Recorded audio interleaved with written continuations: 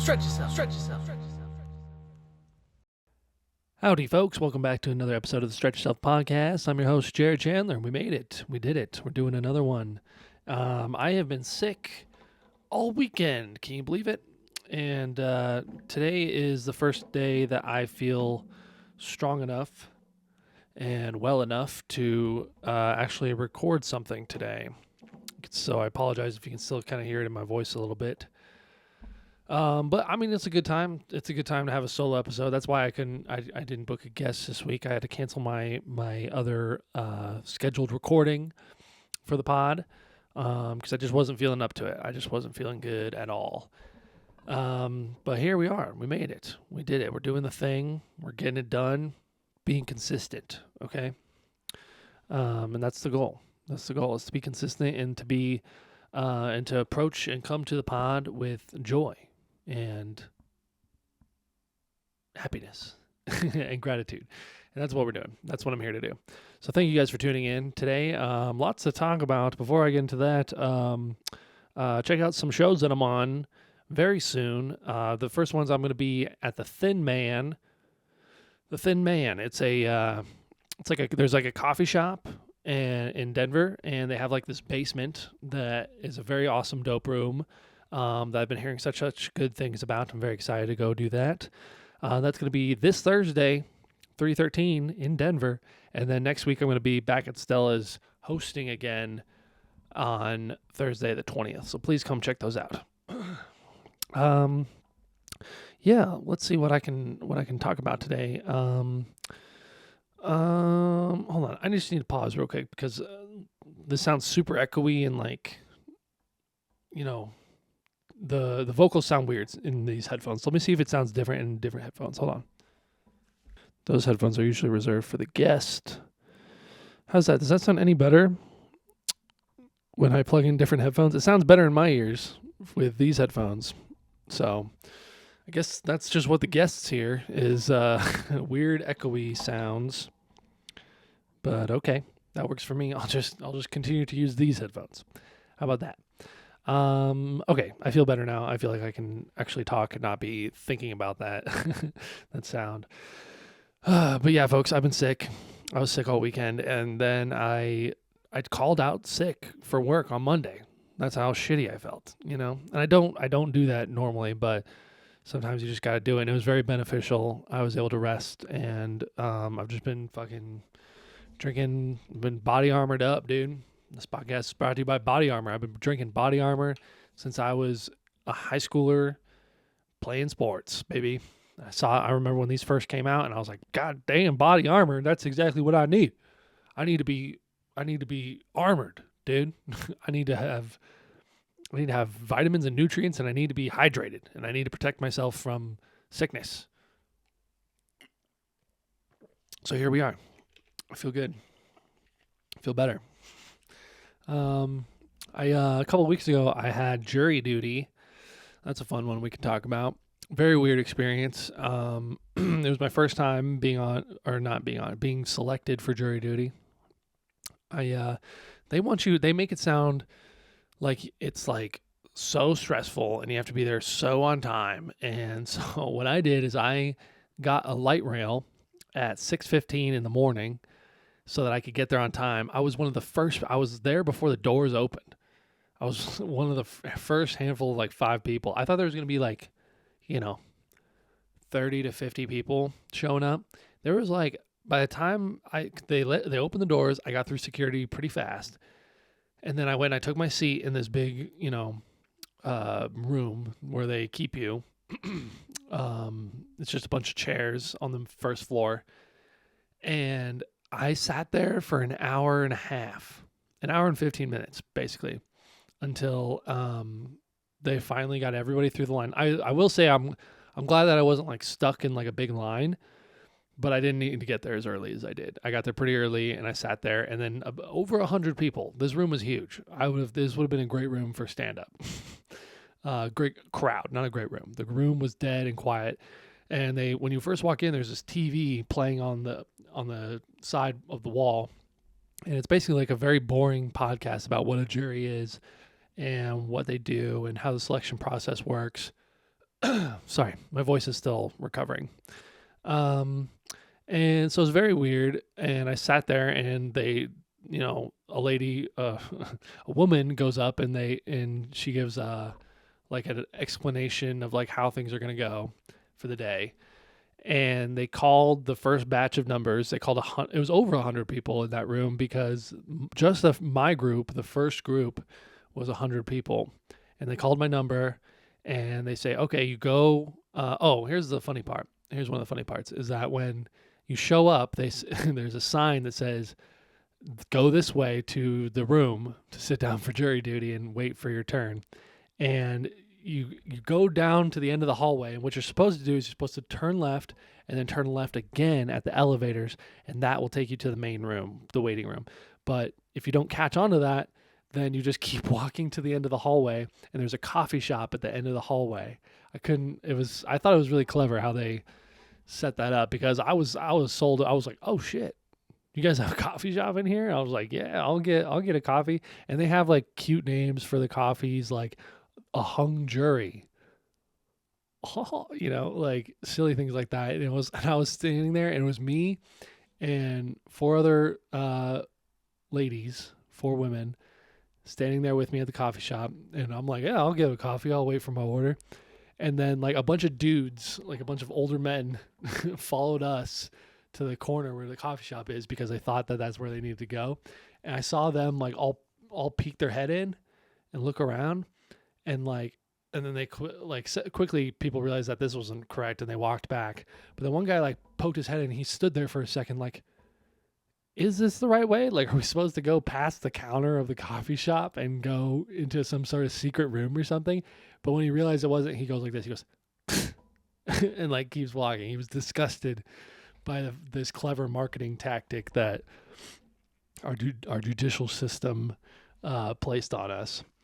But yeah, so that was weird. And then they call my name, call my number, they bring you up, they bring you into the courtroom, and they call out like 30 names. That is going to be like the first 30 people that sit in the box and sit in the middle, which is like the place in front of the box. And then the rest of you sit in the gallery. So I was sitting in the gallery with everybody, and the prosecution goes up, introduces themselves, the defense goes up, introduces themselves, and then they have you fill out a questionnaire form, instead of like, because normally I guess they would have to screen everybody with these questions, and I guess it would take forever. So they have you fill out a questionnaire, like, have you been involved in these things pertaining to the case or whatever. And then they say, okay, everybody, we're going to go through these. You all get a break until 12:30. And it's like 10:30 at this point. So I go downstairs to the break room, which is next to the big main room. And there's like 4 people in there just sitting, waiting. And I thought it was going to be crowded. I don't know where everybody went. I guess everybody leaves during this time and goes and gets lunch. I didn't do that. I just I ate my Uncrustable sandwich that I brought, and I took a nap. I took a nap on the ground in a judicial building, because I woke up so early, got very little sleep to make it to my light rail to get there on time. And there was no reason for me to do that. And so I was just like, I'm glad I did. It was much easier than trying to park and like find a place to park and use the parking garage and stuff. So then they bring you back. I took a nap. They bring you back in, and they let a handful of people go. And then they start it's like almost like a debate. It's like a class debate. And I thought they were going to ask you questions like, so first when they let people go, some of the people in the middle were let go. So they had to fill those seats in the middle and in the box. And so they called my name to fill a seat in the middle, and it was like front row. So I'm sitting like second row, and there's like to the podium where the prosecution and the defense take turns coming up. And I'm sitting there, and I'm just like watching them. And I looked so tired. I was just not enthusiastic to be there. And I was really just hoping they would let me go. And I'm sure a lot of people feel that way. But like once they get up there and start talking, then they're asking questions like, okay, so how many of you have heard of road rage? And they're like introducing the ideas around the case. They're not saying, okay, here's the case, here's why it's important. They beat around the bush. It's like a pre-screening. I didn't know they do this. It's kind of weird, but smart, I guess. But I just didn't. It's like a draft, basically. The prosecution and the defense, they draft their jurors based on I don't know what, but they have everybody go around the room with a microphone who's in the middle and in the box. People from the gallery aren't allowed to answer. They sometimes would let people go after like a break or something. They would take a break and then they would send people away, fill more seats, and so you're sitting there talking, and they'll be like, so they'll give them a microphone, they'll pass them a wireless microphone, they'll give a microphone to somebody, and they'll say, so if a toddler is running up to you and he's got a foam noodle, but he's really mad and he's gonna beat you with the foam noodle, would you react in that way? How would you react? You're not gonna kill the toddler, right? You're not gonna like they're asking all these questions about like self-defense. What is self-defense?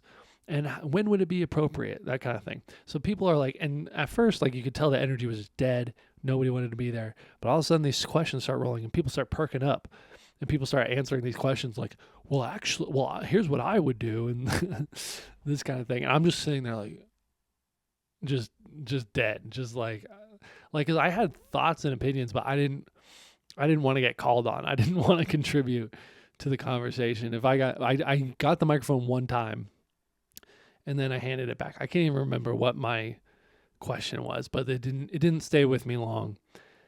Some people, their questions were like this one guy was like, he's like, I don't know if I could say he's guilty.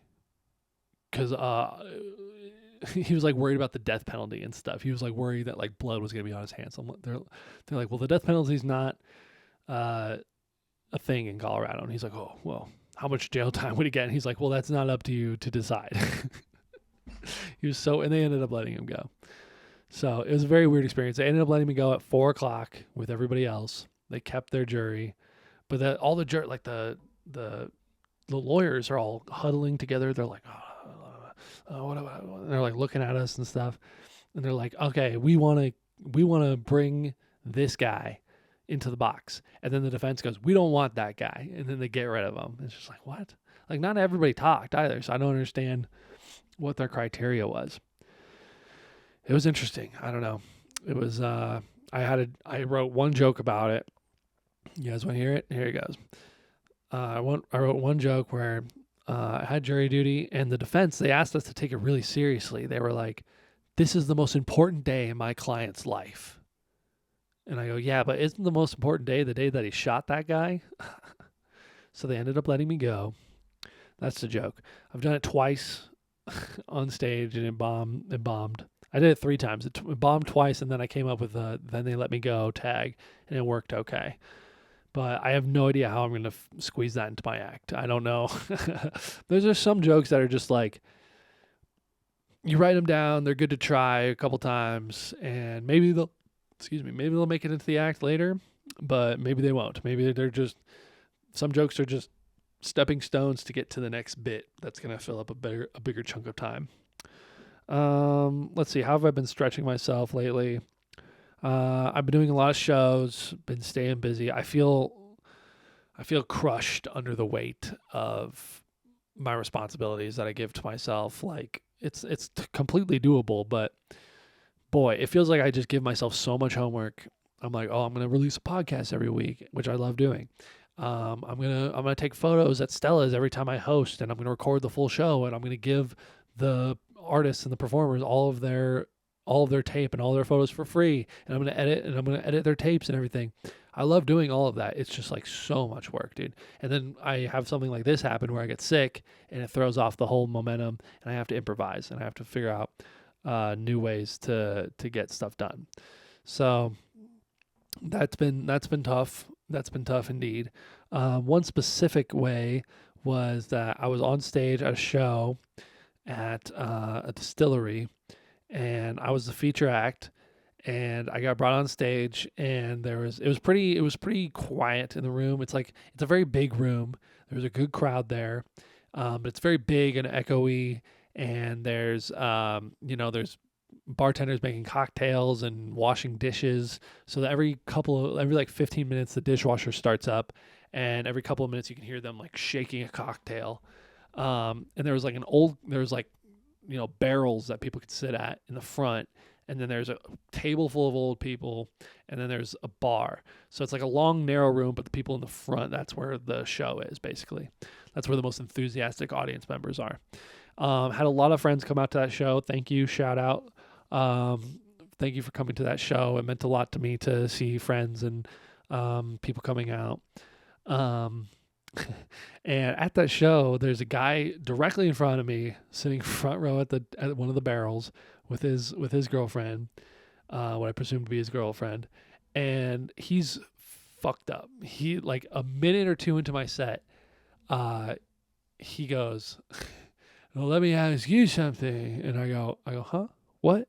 And I just stopped, and I was like, "Oh, I'll try to crowd work with this guy." And that was a huge mistake. I should have just steamrolled him. Should have just kept going with my act. Nobody else would have heard or noticed what he was saying. Nobody knew he was saying anything or doing anything until I brought attention to him. And he was so faded that he couldn't like form sentences. And he's like, and so finally I was like, okay, I'm going to continue on now. I'm going to tell a joke. Okay, buddy? And he goes, "Now." And I go, "Whoa, okay, settle down." And at one point he stood up, I start getting momentum back. I was like, I told my therapy joke, which got the crowd on my side, because I was like, "You and me, buddy, we're going in tomorrow," and that got the crowd on my side. We're all having fun, we're playing around, and then he stands up and I go, "You okay?" And he's like, and I'm like, "I'm genuinely concerned for you now," which didn't get a laugh. Everyone was like, "Yeah, we are too." And I was like looking at his girlfriend. I was like, "You got to get him the fuck out of here. You got to tell him to shut up." Folks. If you're a dude or a gal, or they, them, whoever you are, and you bring your partner out to a show, and they're too hammered to be there, and they're embarrassing you, and they're embarrassing themselves, like, fucking do something about it. Don't just sit there and look at me to make the situation better. Like, I can't control. If I wasn't on stage, I would have gotten him water. If I would have gotten off stage, somebody eventually brought him water, which he spilled, and eventually they got up out of they left during the headliner set, like a few minutes in, which was too late to be leaving. They should have left immediately after I got off stage. It was just frustrating because I want to have a good fuck, maybe there's a clip in there, but I don't know. I just need more clips, basically. So when stuff like that happens, I really wish he would have given me something to work with, to play with, but he didn't. So the best I got was the therapy. Like, "You and me, we're going in." So that was whatever. But it was a stretchy moment. I was very uncomfortable. I was sweating my ass off. I didn't know what was gonna happen. And I ended up landing the plane and it being okay. But boy, it was tough there for a second. I don't know. Stand up is weird. Sometimes, because then I had another show last week at this new club in Golden. And I don't know. There's just I feel like I'm a strong feature, and I I can do 20 minutes pretty easily. Not pretty easily. It's still work, but I'm just saying that at what point do you level up? What point do you level up? I don't know yet. I haven't figured it out yet. Because I feel like I look back, and I was just talking to my girlfriend about this recently, about you look back and it's like, man, 20 minutes used to feel like such a stretch for me. And now I'm looking at and I remember when I used to get 20-minute sets and how meaningful that was to me. And some of my first, last year, some of my first headlining sets were 20 minutes. And now I've got 2 or 3 40 minutes under my belt, 40 minutes plus. And those are what I'm reaching for now. And they're few and far between. But I remember back then, 20 minutes. That used to be few and far between. And my regular sets were 10 minutes, or 7 minutes. So I know I'm gonna make that leap at some point, but I feel like it takes a lot of time. And what I would like is to be a regular at like a club or to be booked at a club. And that's what I'm reaching for now, is just to be a regular somewhere where I'm on the roster and I get booked regularly, and I want to be in the top tier. I want to be one of those guys, I want to be one of the guys that like is just doing the thing. And you know who they are. You know what they're doing. They got thousands of followers on Instagram. They got clips like nobody's business. They have successful podcasts, and they're regulars at clubs. That's where I want to be. I just want to be working with the top people, and I want to be working with the best clubs, and I want to be on the road. I want to go on the road so bad, dude. That's another way I've been stretching myself, is I'm trying to find a date in Iowa because we got the Field of Screams movie coming out. Pretty exciting. I've talked about it on the pod. I was in a movie last year, if you didn't know, and I acted in it, and now it's finally premiering. It's really happening. And we premiere in Denver and Fort Collins in April, but they're also taking it out on the road, and they booked theaters in Iowa, in Chicago, in LA, and I'm like trying to figure out like which ones do I go to. I really want to go to the Iowa one, but I need to find a gig out there first to justify me going to it. Because as much as I want to go to all of the film screenings and just enjoy the cities and the life, I have to find stand-up work around it, because I can't go to another city and not find stage time there. It's my first passion. So that's been really tough. I've been looking for gigs, looking for people, and I'm taking baby steps. I'm getting closer. It's just messaging people, just like one message at a time, So that's my next step. I have a lead on maybe some shows I could jump on. And if I can find one, then I'll go out to Iowa. And if not, then I'll just save that PTO day for another time. And I'm not giving up, but it's getting close and I'm getting scared. Yeah, dude, it's tough. It's weird it's tough trusting that all the pieces are going to fall into place and that I'm in the right place. I have to reassure myself of that like, I'm exactly where I'm supposed to be, and things will happen at the right time for the right reasons. So I'm giving myself that grace, and I'm being thankful for all the gigs that are being presented to me and all the work that I'm finding. So thank you if you've been a part of that. Another fun thing that I did recently, my girlfriend and I went and saw Phineas at the Fillmore Auditorium in Denver. What a good time. What a fun show. I think we both had a really good time. And I wasn't like super duper familiar with his music, but I knew that my girlfriend was a fan, and so I wanted to go. And so we got tickets, and I've never been to the Fillmore before. Beautiful, beautiful venue. And as far as the concert experience goes, it was great. We show up. For me, in my opinion, it was the perfect time to get there. We got there like towards the end of the opener, which was Bad Sons. A little bit bummed that we missed the majority of their set, but also it was like fine, I got to wrap up. My battery's dying. But found a spot on the floor. We kind of stood there and enjoyed ourselves. It was a great show. The whole time I was thinking about like, damn, I wonder what the guarantee on this deal was, because that's what I've been doing a lot with the Rialto and stuff. But boy, he put on a good show. His fans were really nice, and a lot of young folks who were just looking to have a good time. We got Uber, no problem. We got home, no problem. And just a great show all around, folks. Dang, we already hit 25 minutes. Shit. I'm cooking, baby. Folks, thank you for tuning into the pod. Give us a share. Give us a review. Follow me on Instagram at Jared Chandler. Check out my website, jaredchandlercomedy.com. Love you guys. Stay stretchy out there. We'll see you guys next week. Stretch yourself. Stretch yourself. Stretch yourself.